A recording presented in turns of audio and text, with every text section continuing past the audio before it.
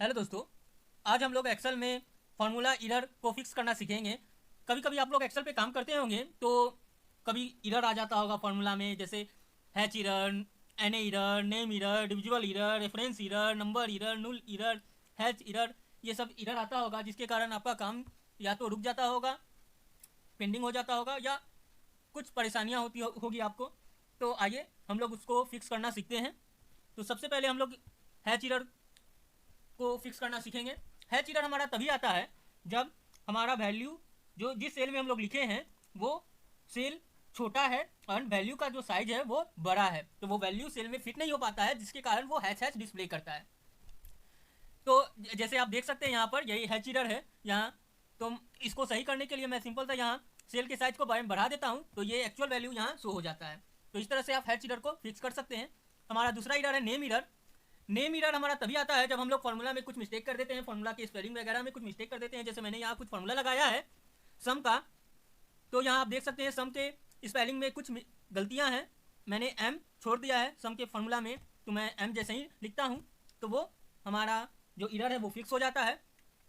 तो name error तभी आता है जब फॉर्मूला हम लोग गलत लिखते हैं, फॉर्मूला में कुछ ना कुछ मिस्टेक हो गया है, फॉर्मूला का स्पेलिंग कुछ मिस्टेक हो गया है, या जो फॉर्मूला हम लोग लगाना चाह रहे हैं वो फॉर्मूला एक्सेल में एग्जिस्ट ही नहीं करता हो है।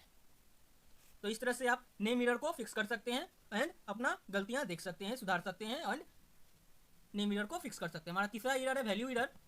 वैल्यू एरर हमारा तभी आता है जब हम लोग फॉर्मूला लगा रहे हैं एंड फॉर्मूला में सेल का एड्रेस डिफाइन कर रहे हैं, और जिस सेल का एड्रेस हम लोग डिफाइन किए हैं उस सेल का वैल्यू सही नहीं है।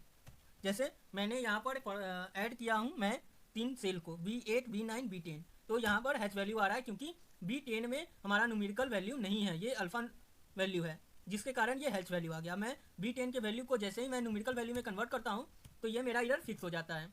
और जैसे ही मैं किसी भी एक सेल में मैं अल्फ़ाबेटिकल वैल्यू कर देता हूँ तो ये हैच वैल्यू हो गया। तो हैच वैल्यू तभी आता है जब हम लोग फार्मूला में जो सेल हम लोग जिस सेल से लिंक कर रहे हैं वो सेल में हम लोग वैल्यू देखेंगे कि जिस सेल से हम लोग लिंक किए हैं उस सेल का वैल्यू सही है या नहीं।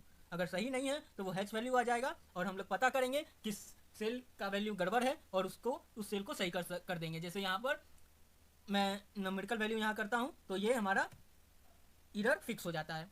हमारा चौथा एरर है डिविजुअल एरर। जब भी हम लोग किसी भी नंबर को जीरो से डिवाइड करते हैं तो वो डिविजुअल एरर आता है। जैसे मैंने यहाँ पर 45 को जीरो से मैंने डिवाइड किया है तो ये डिविजुअल एरर आ रहा है। अब मैं जैसे ही यहाँ जीरो को यहाँ पर मैं 5 कर देता हूँ तो ये आप देख सकते हैं 9 आ गया। तो डिविजुअल एरर जहाँ भी आपको दिखाई दे रहा है एक्सेल में, यानी वो जीरो से हम लोग डिवाइड किए हैं तभी वो डिविजुअल एरर आ रहा है, शो कर रहा है, यानी हमारा जो डिनोमिनेटर है वो जीरो है। हमारा पाँचवा एरर है नुल एरर। नुल एरर हम लोग का तभी आता है जब हम लोग सेल का फॉर्मूला में जो रेंज है हम लोग का सेल का वो हम लोग सही से डिफाइन नहीं कर पाते हैं। जैसे मैंने यहाँ सम का फॉर्मूला लगाया है एंड सेल का जो रेंज है वो मैंने सही से डिफाइन नहीं किया है, मैंने यहाँ बीच में स्पेस डाल दिया है डबल क्लोन की जगह पर। तो मैं यहाँ इसको जैसे ही मैं यहाँ सही करता हूँ तो ये हमारा एरर फिक्स हो जाता है। आप इस एरर फिक्स करने के लिए आप दोबारा से सम का फॉर्मूला भी लगा सकते हैं, तो ये आपका एरर फिक्स हो जाएगा। हमारा छठा एरर है रेफरेंस एरर।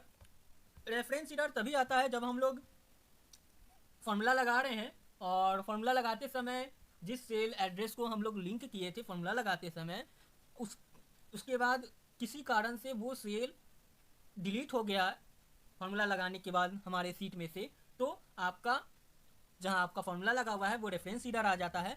जैसे मैं यहाँ एक एग्जांपल से समझा देता हूँ। मैं यहाँ कुछ न्यूमेरिकल वैल्यू लिखता हूँ एंड देन सबको मैं यहाँ प्लस कर देता हूँ।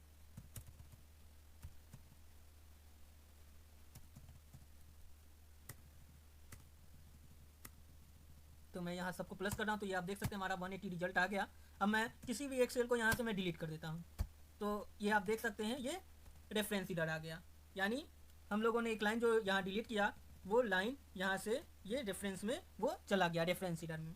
तो रेफरेंस एरर तभी हम लोग का आता है जब हम लोग फॉर्मूला लगाते समय सेल का एड्रेस तो डाल देते हैं, सब कुछ सही हो जाता है, फॉर्मूला लगाते समय कोई एरर नहीं आता है। जैसे यहाँ पर कोई एरर नहीं आया फॉर्मूला लगाते समय, लेकिन फॉर्मूला लगाने के बाद इस फॉर्मूला में जो भी सेल है वो सेल को अगर हम लोग फॉर्मूला लगाने के बाद डिलीट कर देंगे तो ये हमारा रेफरेंस एरर आ जाता है। तो इस तरह से आप एरर पहचान सकते हैं रेफरेंस का और अपने सीट को सही कर सकते हैं, एरर को फिक्स कर सकते हैं।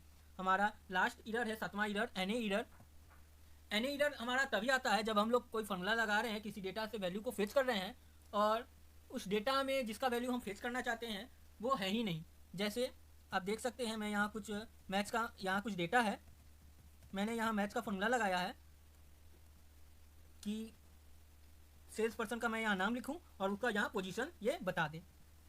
तो रोहन मैंने यहाँ लिखा है, लेकिन रोहन आप देख सकते हैं इस डेटा में एग्जिस्ट ही नहीं करता है। रोहन है ही नहीं, मोहन है, राजेश है, पंकज है, जितेंद्र है, राजवर्धन है, अमन है, लेकिन रोहन नहीं है, जिसके कारण ये एनए बता दिया नॉट अवेलेबल। एनए का मतलब नॉट अवेलेबल, डेटा में अवेलेबल है ही नहीं। लेकिन आप देख सकते हैं राजेश अवेलेबल है, राजेश है यहाँ पर इस डेटा में। तो मैं यहाँ राजेश लिखता हूँ, तो ये आप देखिए हमारा राजेश का पोजीशन बता देता है 3 नंबर। यहाँ अमन भी है, अमन को मैं लिखता हूँ तो ये बता देता है अमन 7 नंबर पे है। लेकिन मैं यहाँ सुरेश लिखता हूँ तो आप देख सकते हैं सुरेश है ही नहीं, इस डेटा में एग्जिस्ट ही नहीं करता है, अवेलेबल ही नहीं है, तो ये हमारा नॉट अवेलेबल आ गया। तो इस तरह से आप एनए एरर को भी फिक्स कर सकते हैं। आई होप आप लोगों को वीडियो अच्छा लगा हो, आप लोग कुछ सीखे होंगे एक्सेल में। तो अगर कुछ सीखे होंगे तो लाइक करिए, सब्सक्राइब करिए, दोस्तों के साथ शेयर करिए एंड बेल आइकन प्रेस करिए। थैंक यू, जय हिंद।